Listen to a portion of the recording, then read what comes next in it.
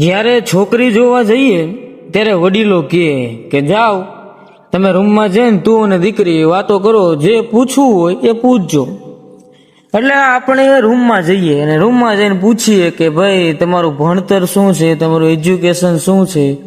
હવે એ બધું બાયોડેટામાં લખ્યું જ છે, પણ કાંઈક તો વાર્તાલાપ માટે પૂછું એટલે ભણવાનું પૂછીએ પછી શરમ આવે કે હવે બીજું શું પૂછું.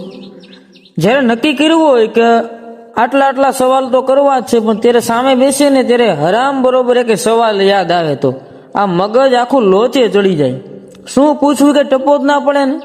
પછી એકબીજાને સામે હસીએ, જોવી, આમ આખા રૂમમાં આમ નજર કરીએ. આવી રીતે 5-10 મિનિટ કાઢીએ. પછી તોય છેલ્લે તો એમ જ કે હવે તમારે કઈ પૂછવું છે? ઓલા કે તમારે કઈ પૂછવું છે? કે મારે કઈ નથી પૂછવું. સામે એમ કે મારે કઈ નથી પૂછવું.